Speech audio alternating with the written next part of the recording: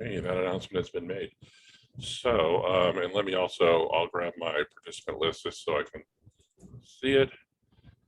All right, we are beginning right now. We're a few minutes after the hour, we're a little late.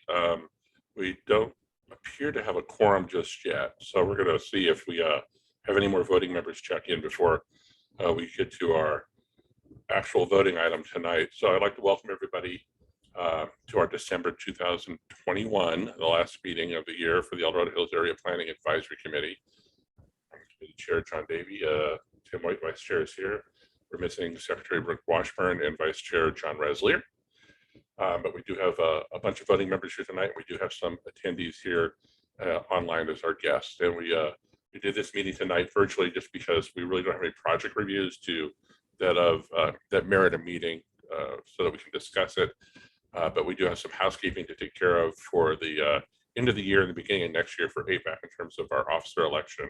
And then we were looking to establish some modifications to our meeting schedules, the start times, and our public comment options. So with that said, I'm going to jump ahead here and call the meeting to order.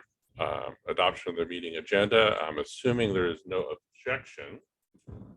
Seeing none, move forward.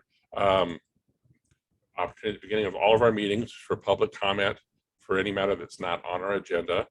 And we're virtual tonight. So if there are any attendees or any members of our voting members who would like to have the opportunity to make a public comment for items that aren't on our agenda, if that was tough, go ahead and push the raise hand button on Zoom.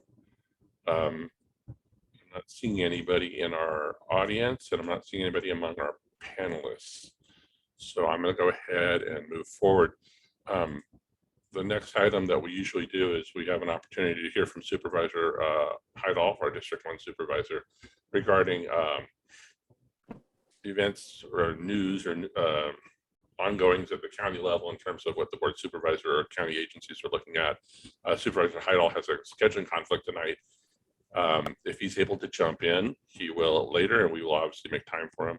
But I would imagine that most of his comments would be similar to the comments he made on Monday at the El Dorado Hills Community Council meeting, and that video will be posted online tonight after this meeting when I get to it. So if you have any, if you're curious about what was discussed at the Community Council, that meeting recording will be posted soon. So we have no guest speaker tonight, and the first item on our agenda tonight, and we'll probably drag our feet on this because it doesn't look like we have a quorum just yet. Wait, do we? Oh, we're at 7, so we do have a quorum. So, voting members of APAC, thank you all for participating tonight. I know December is a tough month for people to participate in meetings. We are all volunteers, so I appreciate your efforts to be here and present tonight. Our officers for the 2022 calendar year, we have the same candidates, the same people volunteering to participate at the officer level again. For some reason, I'm still going to be chair. It looks like Brooke was willing to continue as secretary. Both Tim and John Reslier have volunteered to continue as vice chair. So we're going to do this election, and we'll just go through and ask people their votes that are voting members, and I can see you on my list here. The thing that I'd like to focus on before we conduct the vote, and other people and our voting members can chime in, or our officers, we would really like anybody who is a voting member to take an opportunity. Maybe you don't want to be chair. If there's nothing that says we can't have more than 2 or 1 or 3 vice chairs. If somebody would like to step up for a year, even if we get to mid-year, like in February or March, and you like the opportunity, I'm not against appointing more people to hold officer positions so that you get the experience and the exposure. The chair is kind of the busy job, and the vice chair and the secretary, you're very engaged still, but other than the once a month and maybe some emails, we really try not to burden anybody unless we're working on a project. So if anybody would like to, after we conduct this vote, talk about participating at a higher level, maybe leading some subcommittees or anything like that, I would love to hear from you. Even if you don't want to do it here during the meeting, we can take it offline and discuss it. But I think all of you who have, are voting members, you've demonstrated that you're concerned about the community and that you've already put effort into this. We would love to have you to bring your experience and your talents to help the community out some more. So with that, this is our slate for the year. I guess we'll just, I propose we just do a yes, no vote. I'm hoping it's not an overwhelming no vote, but I'll just go down my list here as I'm looking at people that are in attendance. Tim, you're up first. Yay or nay? Oh, yay. Nancy, you're next on my list. Yay. Mr. John Richard, I'm glad to see you here tonight. Are you able to cast a vote? Yes. The Boy, answer is this yes. is a groundswell. Ellison, thank you for being here tonight. Do you have a vote for us? Yes, certainly.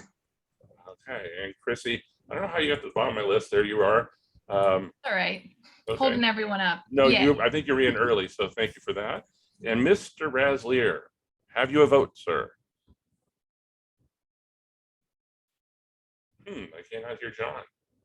John, silent? I don't believe that for a minute. Good one. Okay, well then we'll jump to me. John, we can't hear you and I don't see that you're muted. So my vote will be yes. I think we're in the positive on this. This slate is appointed, elected for the 2022 term. And John, if you want to supply a vote after the fact, I don't know why we can't hear you. Well, if John, you want to throw your vote in either in an email or a text, if we can't get your audio working, then please do so and we'll record it. You're here and we do appreciate you being here and casting your vote. So with that, congratulations, officers. I appreciate you and your help and your dedication. This is, again, we're all volunteers and we're, you know, it is effort, but I think we obviously have a concern for the community and we're doing our best. So thank you one and all. So if anybody has anything else as we close this out, no hands, nobody pointing, shaking their fist. Okay, then we're going to jump ahead. The next, oops, I went too far. Did I? There it is. Sorry. So our meeting schedule for next year, these are the dates. You know, we always do the second Wednesday of the month, and this year we're lucky it doesn't appear that we're falling on any holidays. Sometimes it happens for Veterans Day, 4th of July, that type of thing. Memorial Day once in a while as well. So we're looking at January 12th, February 9th, March 9th, April 13th, 2 days before taxes, May 11th, June 8th, July 13th, August 10th, September 14th, October 12th, November 9th, and December 14th next year. So with this schedule, we've been bouncing around. When we merit having a meeting in person, the fire department's been generous, allowing us to utilize the meeting room on Wilson Way at Station 85. And their Zoom setup is, you know, it is very beneficial for us because it allows us to continue to have members that have concerns still about being in person, or it makes it easier for people that can't physically come down to a meeting that they could jump in. So we'll continue probably to do that. If we have meetings like this where there's not a lot going on, I hate to get people out if they don't have to be out, but if we can do it virtually, if it's short, we can explore it. So that's what the dates look like. And the thing I had been talking with Tim and John and with Brooke about was, you know, that 7 p.m. start time like we're doing tonight, that does put us pretty late when we're done at 9. And I know at the fire department, when we run late, it ends up being 9:30, quarter to 10 sometimes when I pull all the equipment out, we leave. So the community council's been starting at 5. I noticed that the drop off there is because at 5 people are still either leaving work, getting home, getting kids situated, homework, other obligations. So we had kind of kicked around 6 p.m. and I know that John Raslier, you had mentioned 6:30 as time as well. Personally, I think you know, starting on the hour has been beneficial. Does anybody have any? I just ask for feedback. What you think? We would be done by 8, hopefully, on the long nights, and then. But if 6 p.m. you don't think is a workable time, then we could aim at 6:30. Does anybody have any opinion, feedback? Just jump on in. I could do 6.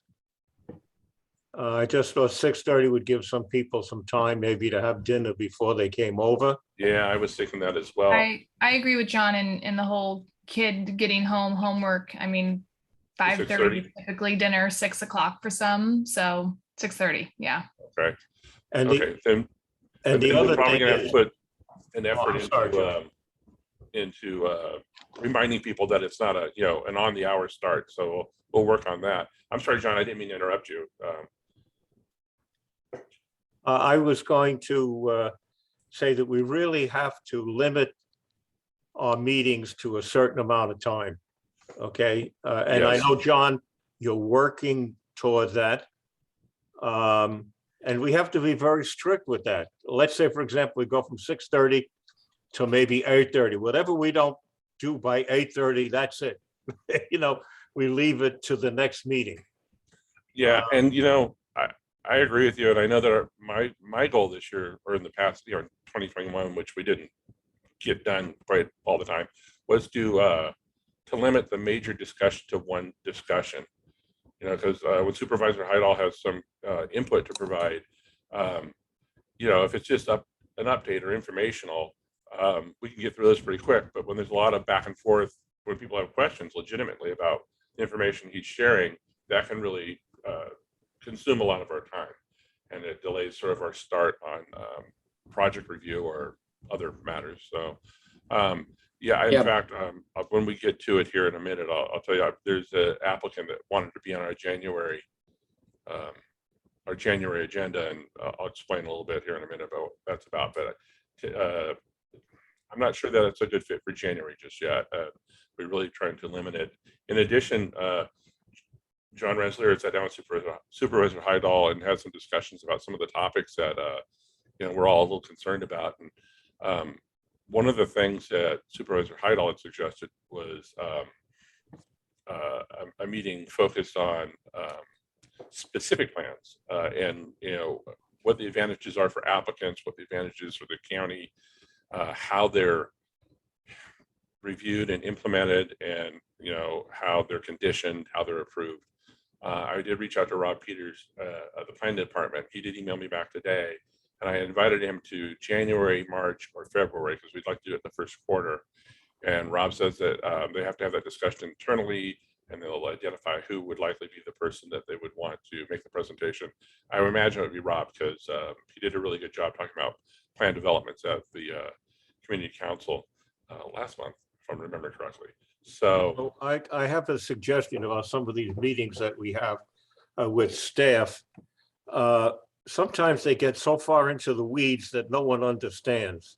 yes, So I think what we have to do is have them pick a particular case or a particular project and say, this is the specific plan for, let's take a small one, and this is what happens with a specific plan, instead of going through A, B, C, D, and E on what actually a specific plan does. In other words, give a practical review of what it does.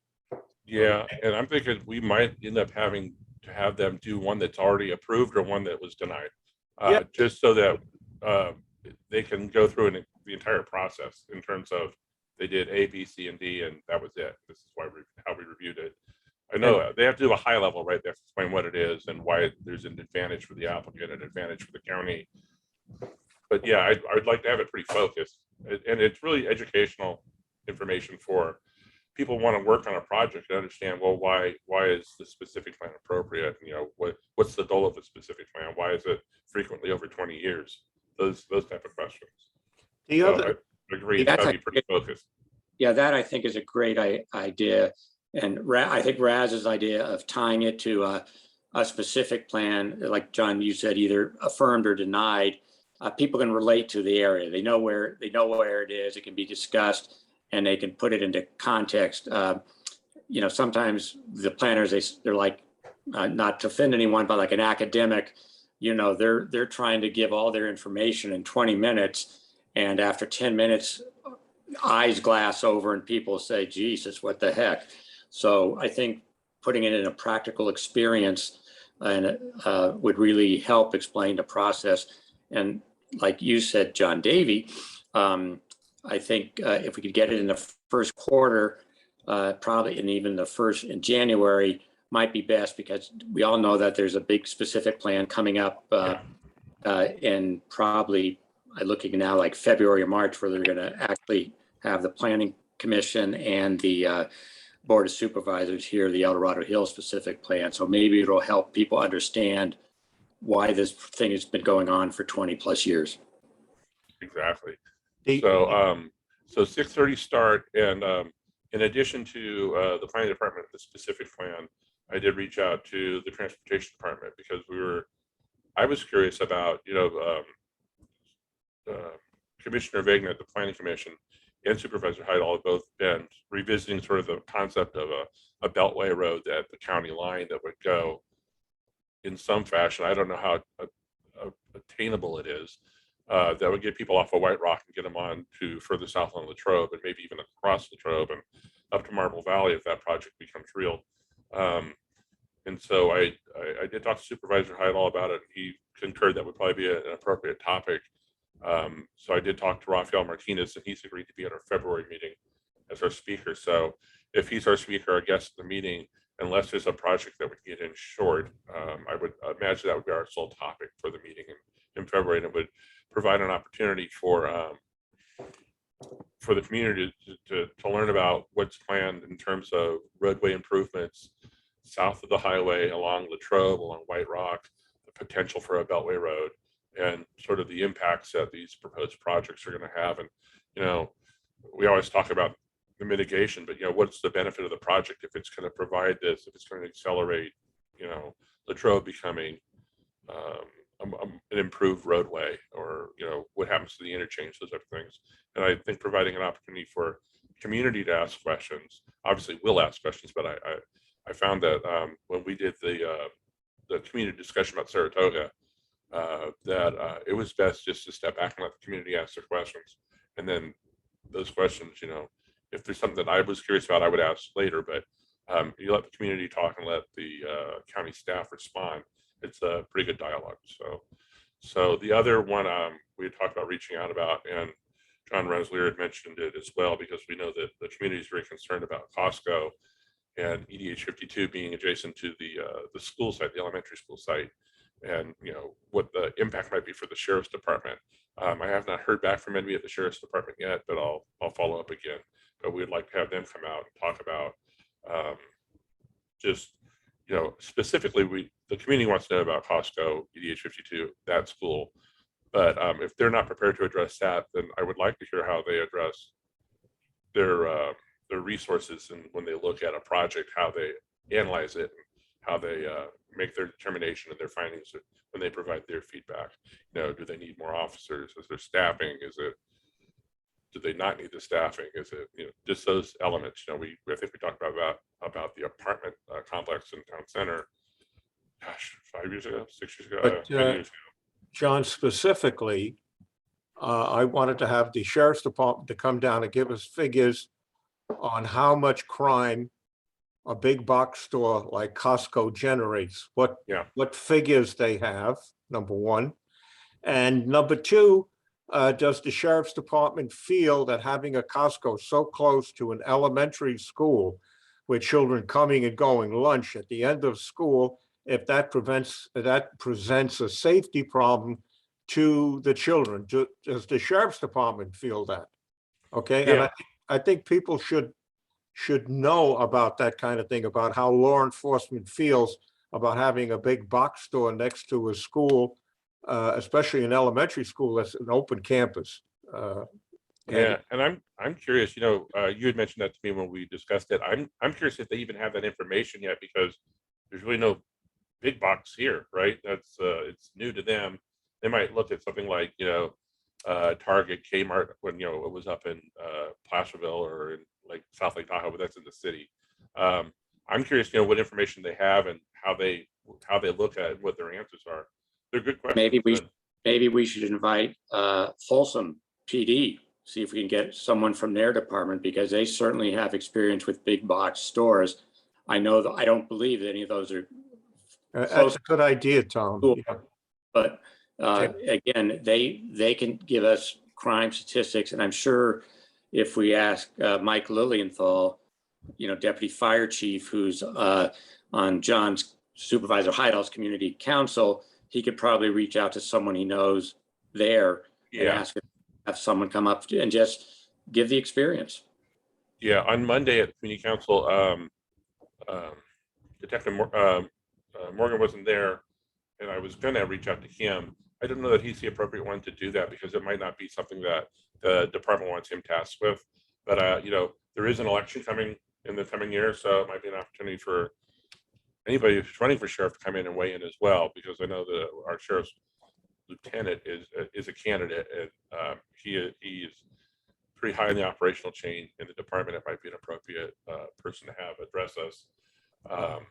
John Davies, Also- I want to speak on just one other thing. Sure. Now that we have, or we think we have new maps, and El Dorado County has now been split in two, District 1 and District 2, are we going to invite the supervisor from District 2 to come to the meetings along with the supervisor of District 1? I would like to. This is something I was trying to do. I was trying to raise. I had a question about it because APAC has always been after the initial area plan, not planning, area plan advisory committee back in the 80s. When it switched, it became a standing committee of the community council, and the community council is a District 1 community council. Well, we're too big for that now. So I know that there's always concern about the Brown Act, but I was going to run that past Supervisor Heidel once we get through the end of the year here, and ask. I know that he's always said that. I had asked.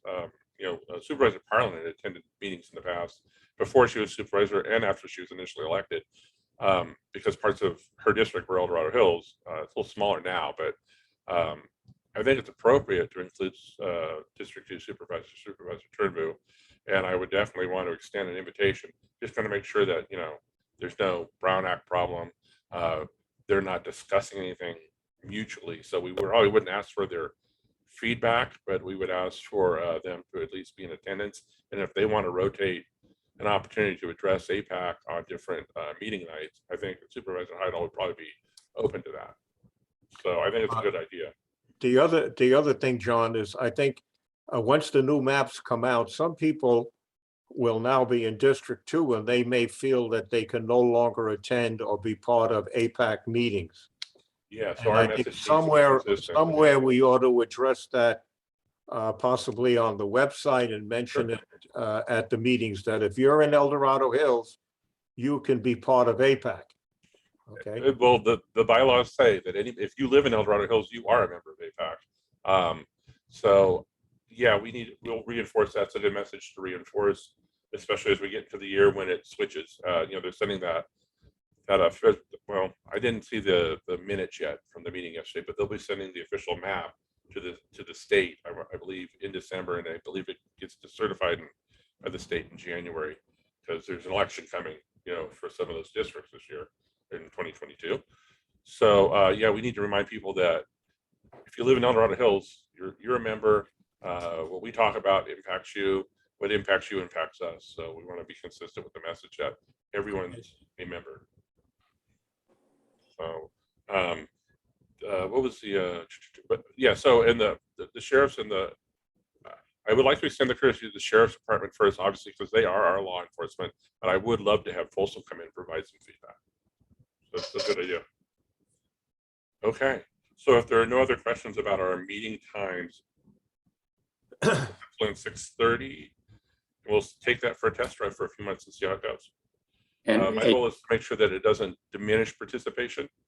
I think 5, as we're doing for community council, I know it does diminish, but it's an odd thing that more people watch the meeting recordings now than they did in the past. It's very odd. So, but I like participation. I think it's important because that's what this group is about. So I'm going to go ahead and when you get a forward. chance for the 2022 meetings, why don't you send that screenshot of the dates, send it over to Mike Lilienthal or to the front desk at the fire department so we can get the room reserved for those nights.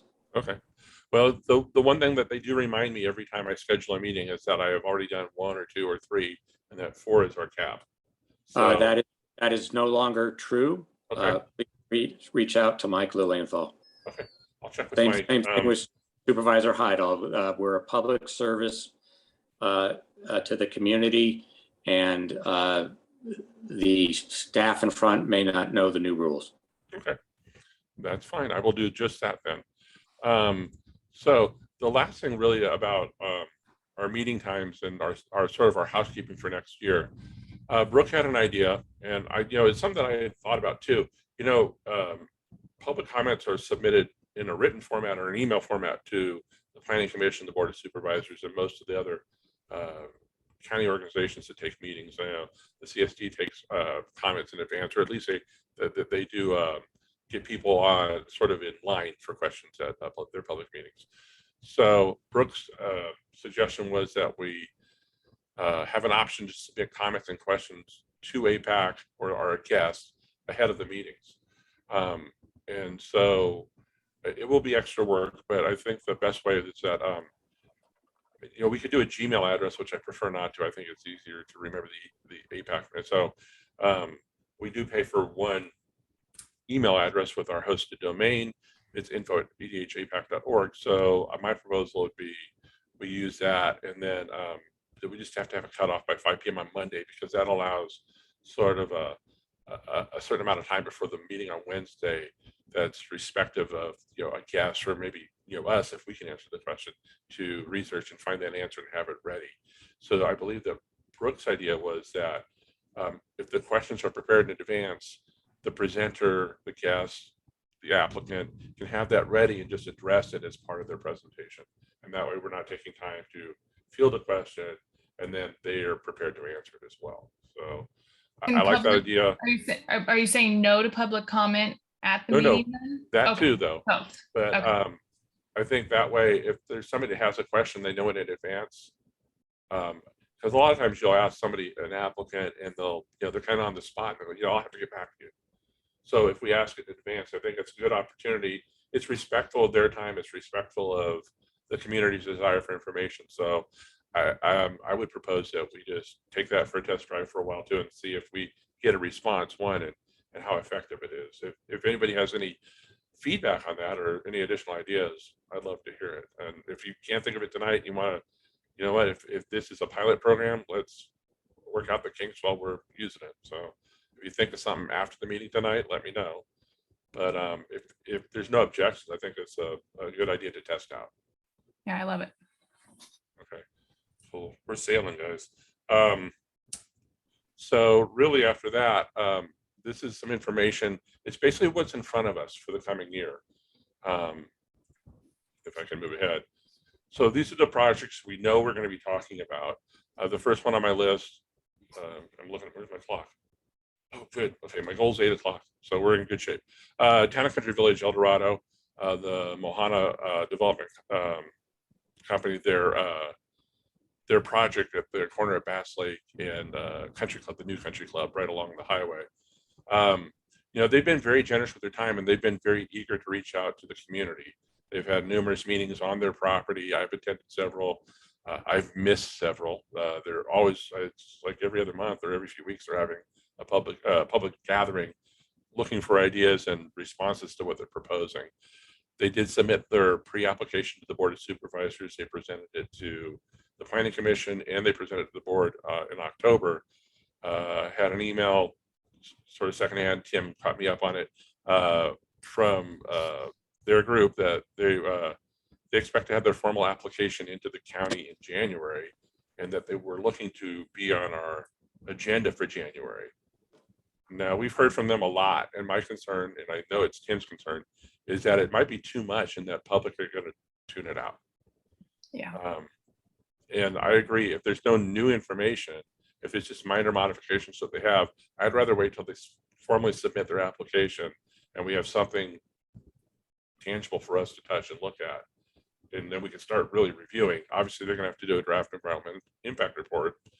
And I know they're eager to get feedback from the community. Their first 2 or 3 times they talked to us, their primary goal was to get feedback from people at the meetings or after the meetings even. My suggestion back to them was that if they actually have an application in, I think we would love to see what the formal application is, and we would probably limit the discussion to just the application is, and maybe field some questions from the community, because I know there will be questions, and then we could go ahead and just sort of limit it to the presentation of what's been submitted, and then as things develop and the draft environmental impact report is released, we can do our review beginning with this initial formal application. So that's in front of us. We know it's coming. And again, I'm grateful that they're very present in the community and that they're very engaged with trying to get some feedback. Whether you like the project or you think there's elements that are good, bad, otherwise things that you'd like to see, that's what this process is about. I'm glad that they're engaged with this. So the next item that we all know about is Central El Dorado Hill Specific Plan, and I've been having emails back and forth with folks, and it's like a 10-year project.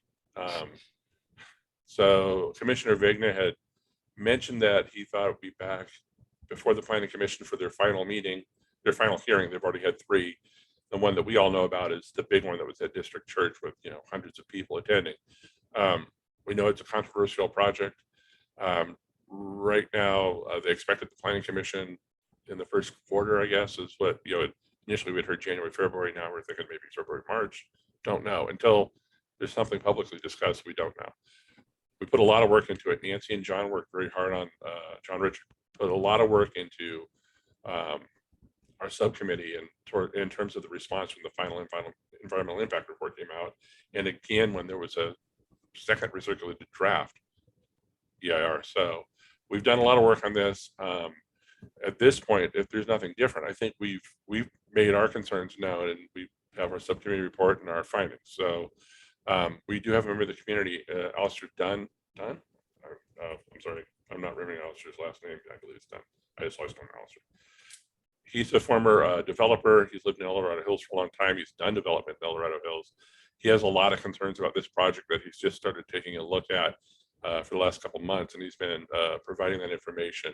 I've shared it with some of the officers to see if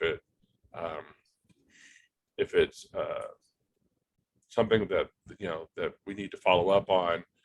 He has some concerns about water. He thinks that the density numbers don't quite match up, but he has put a lot of work into it, and I would love to have him come and sit down with us and discuss his concerns, his perspective as someone who looked at land development and just the development overall, just to give kind of his feedback to see where it kind of coincides with what our findings were.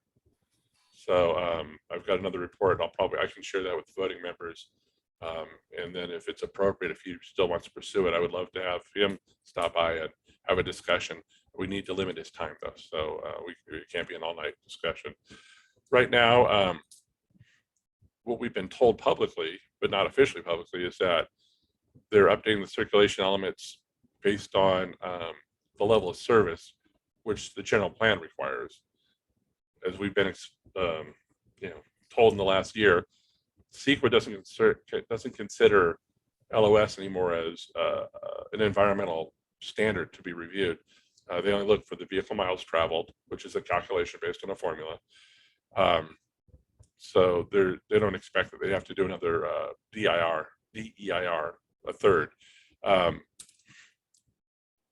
But I think nobody's saying publicly what the concern is, and I suspect it's the numbers at Saratoga. That as we discovered, it's supposed to be about 8,000 a year early on. After that new connection was opened, we're about 14,000 a year and going up. So I believe that that probably has an impact on what they know for the traffic. So in terms of LOS, it's the voter approved measures in the general plan, measure Y, measure E, sorry, getting them backwards. Both of those, they're now in the general plan, and if the project, even the project is environmentally, it meets CEQA standards for VMT, the LOS is still a trigger in our general plan. So we were told they were working on fixing it or making adjustments. I don't know what those are or aren't, because nobody will say it publicly. I'm a little I don't know. I have a concern about that, that it just seems that it's going to be presented to us and there's not going to be an opportunity to really discuss it in a thoughtful way.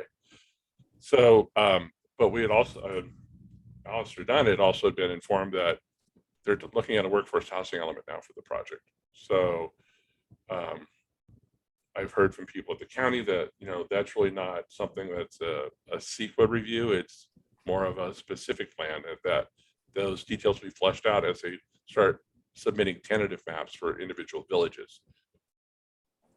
I don't know where we're at with that. It could be And 100% that wrong. changes the entire, it really does change the entire project. I know it may not be CEQA, but a workforce housing element, and I'm in favor of workforce housing, but I mean, that does change what has been presented to the public. Yeah, exactly. The lack of level, you know, all right, level of service, county, not CEQA, I got that. But we all know one of the major, probably the most major concern of any of these projects is how's it going to affect existing travel? And by finding about LOS and a workforce housing element, you know, what, 4 or 5 days before there's a hearing, that's when it gets posted normally. And About a week, yeah. I mean, we all know, you know, Nancy and John, Chrissy, you've all worked on some major projects. You all know how tough it is to get through that CEQA document.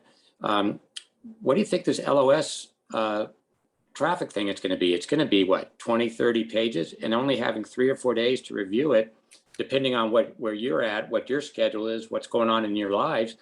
That's not sufficient time.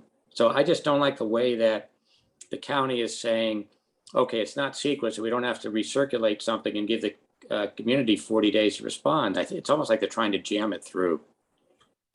And I've mentioned that to the planning people I've talked to, and they've just said, well, really, that's not what it is. It's, you know, it's just part of the process. And I said, well, that's your perspective. The community probably has a different perspective. Whether we're right or the community's right, wrong, staff is right, wrong, regardless, that's perception. And it you know. John, everyone, I'm looking at this workforce housing, which is also mentioned in the other project, Yes. the one on Bass Lake Road. I can see that being a major problem for the community, because who is going to run this workforce housing? Who's going to set the rent? Who's going to be doing security? Who's going to handle problems that are going to arise from this kind of rental workforce housing? I don't even know why anybody would even want to get involved in this kind of a thing. Why a developer would get involved in this kind of a thing. I think part of it is that when they say workforce housing, it could also be housing for sale. I don't think that's realistic, because we know pricing right now it's ridiculous. So how you qualify it and label it as workforce housing and make it a for sale project, I don't know. It's likely to be multi-unit. It could be townhomes, condos, it could be anything, right? Was it going to be a company town? Company town, welcome to Serrano Company Town. And we'll take your money directly and pay the rent, and we'll have a grocery store where you can go shopping. I wouldn't touch that being 100,000 miles away. So, but that's part of our debate, right? So when we look at this project in terms of workforce housing, there's no work there, right? And we know there's precious little work here in El Dorado Hills. It's getting better, but it's still not, you know, what you would think would be required to justify that. John? Yeah. Do we even have a definition of what workforce housing is? No, I think it's just a catchphrase. That's interesting, John. Yeah, because I mean, I've never seen a definition of it. It gets thrown around a lot for political purposes, but it's not, I've never seen it defined as, you know, moderate, below moderate, any of these things that actually have definitions. Yeah. I just Googled it, and it says that it refers to middle income or moderate income housing. They're just rebranding what they've already presented then, right? Yeah, to me, it sounds like it's just a cover to make it sound good. Well, we know that the county is eager to embrace workforce housing and to see it become real. So if they rebrand it, you know, maybe it makes it a more palatable project, is, you know, it's marketing, I guess. But until we know, right now we're speculating, but these are the things that have been talked about among people in the community, among planning staff, whether it's, but that's the thing, we're not hearing it from the applicant. We're not hearing it officially from planning because, basically they're negotiating still. And so I think that's a good thing that they're negotiating. They're talking about what the county needs are, and hopefully they're being addressed. But a lot of times these projects will get to the planning commission or to the board of supervisors, and they're still negotiating when the applicant's at the podium. And at that point, there's no review for the community, right? They could say, a case in point, which I know that we worked on APAC and the APAC Action Committee, the Bass Lake North project, which was already approved, and the applicant had agreed to provide a 200 parking space park and ride, as well as I think it's a class 1 bike trail path on Bass Lake Road from the highway basically up to where the existing bike paths are. And he got it approved, and it took 2 years to get annexed into EID. And when he came back, he said, "Hey, listen, I can't do 200 parking spaces. I'd rather," or it was 100 is what he's conditioned to do.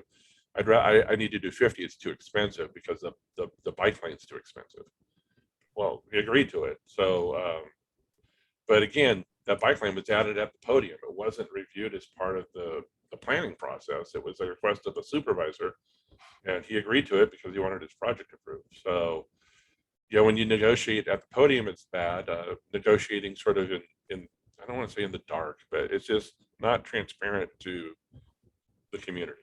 So again, I don't know if any of this is real. This is just what's been suggested. And that's a problem. When things are being suggested, it's not concrete. We're just speculating. So it's very frustrating. It's a major project. It's controversial. It's been going on for more than 10 years. I guess we'll find out when we find out, but this is before us. So, man, it's getting away from me in terms of the time. I'm going to run through this stuff, but expect that, we're going to provide some feedback on this. Just everyone be ready. The next thing, obviously, is the Costco. They came to our meeting a few months ago, EDH 52 and Costco. And I know we talked about Costco tonight, about the impacts of big box, either in a community, on schools, on traffic. A lot of people are kind of ignoring the EDH 52 side of this, which I think has the potential to have probably more impact because it's physically closer to a lot of the homes. It's closer to the school. It will have longer hours than Costco will. So they expect that their draft environmental impact report, some of their project documentation will be available in the summer, whether that's June or whether that's August, September, we don't know. But again, another one that's going to take a lot of work. So the next one, Creekside Village specific plan, which is the Wind Communities project, the 200 acres at the south end of the business park. I know it's an exciting time, with this project specifically. The business park was talking about de-annexing and making workforce housing. They needed housing for their employees in the business park. When the plan came back, the original look, I think when the Business Park Association was talking about it, had apartments. The next look, after they bought these 200 acres at the south end, really didn't have that a multifamily component, or not much of it, if I'm trying to remember. They've been generous with their time as well. They've talked to us offline, to APAC officers, and they've been to APAC several times. But now with this opportunity for the CSD for the additional park space at the north end of the project, it's changed sort of the layout of what they're going to be able to do. So it's a tremendous opportunity for the CSD and the community for a relatively more level, I not say level, but more level open park space and just facilities that the CSD desperately needs. The last update we have was December, when the draft environmental impact report comment period closed, and I'm trying to remember what we provided in terms of response there, but we'll really provide our comment when the actual draft comes out. And I've talked to them several times for the last year, and they're not ready to discuss it. But when I looked at their marketing website, and so on the left here is what the plan was presented to us. This is how they had intended to design it. Now, with the change for the opportunity for this large community park space, they've had to revisit their plan. So the road looks like it might be moved a little, reconfigured. It's not, I don't think it's major, but The densities are defined now in their marketing materials, and until we get the draft environmental impact report, we're not going to know what they're talking about. They talked about medium and lower density projects, and now they're talking about just single family homes. So, John, by the way, with the new county map, this area will now fall into District 2. that's correct. It'll Yeah. no longer be under Hydol. It'll be under George Turnbull. And so I'm trying to recall. I know the challenge with a lot of the communities south of the highway was the fact that some of them were in the Latrobe School District. So that was always the question we have, how the school is being impacted. The high school district's a high school district. That's what it is. We have a high school. But I know that a lot of the communities, Four Seasons, Heritage, that the opportunity was there to make them age-restricted communities because it would have less of an impact on, the Latrobe School District. So that might, that's the question we still have about this. But obviously, it's a good opportunity for the CSD. But we don't know again on this until the draft comes back. The project has changed, and we don't know what it is until we see it.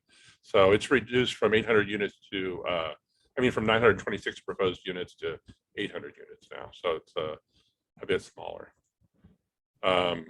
Carson Creek specific plant, Carson Creek Village specific plan, which is north of this along Latrobe. We had a presentation from PAC Trust, the developer, the applicant. They made their J6 application, their pre-app to the county. I believe they received pretty good feedback from the board, positive anyways. Again, they're talking about 600 to 800 dwelling units, medium density, high density, with some commercial opportunities, and then open space and park space sort of along the creek there. And extending Carson Creek crossing to where it sort of dead ends on the north side of Golden Foothill up, and then 90 degrees over to Latrobe Road. Again, their pre-app was in February, and we'll obviously be looking for a draft environmental impact report. But it's another project we're obviously going to have to spend time on. This is an odd one, and I could not find it on the county website today. It's a commercial cannabis use permit inside the business park, which is probably where you want this since it is legal now. There is a school site. Where's my mouse? There's a church and a school site on it. I believe their proposed project site is right around here on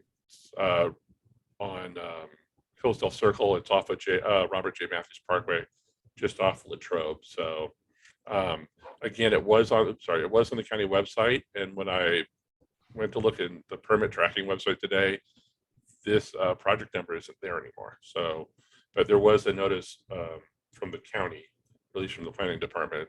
They didn't have a date for review. They had a date for public comment to begin or not public agency comment, but there's nothing else available. In fact, it's kind of disappeared. So I do have the application on the APAC website. I downloaded and saved it there. So, and then really, this is another different one, and it's a pre-op for Lakeside Boat and RV Storage, which is to the south of the EDH Folsom self-storage project we had reviewed probably 2 years ago, year and a half ago, and it's along Sophia Parkway.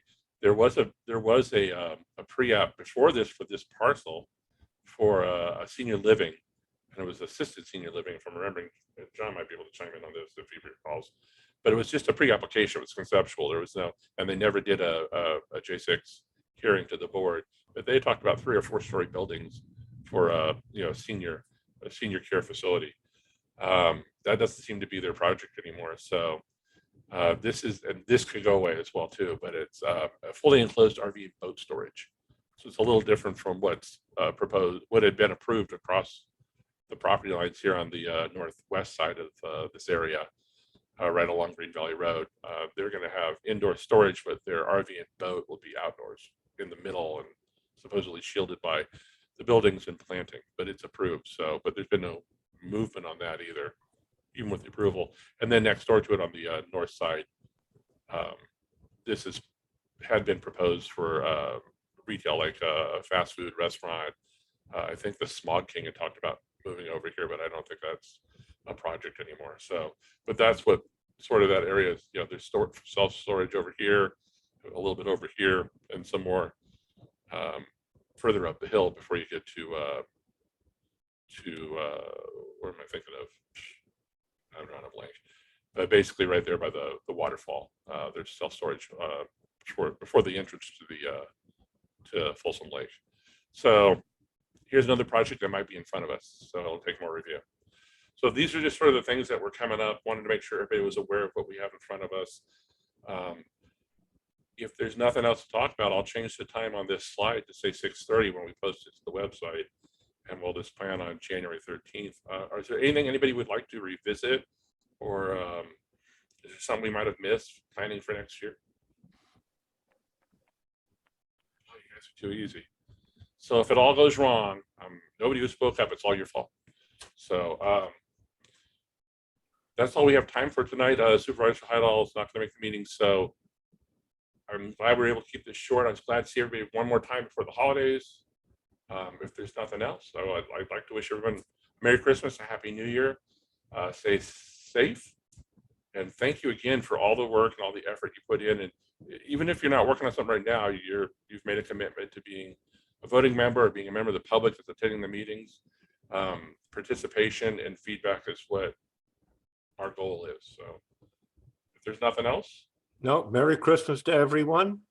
all right, no lumps of coal. And Tim, tell your wife to stop abusing you. You know, every time I see you, you got a bandage on.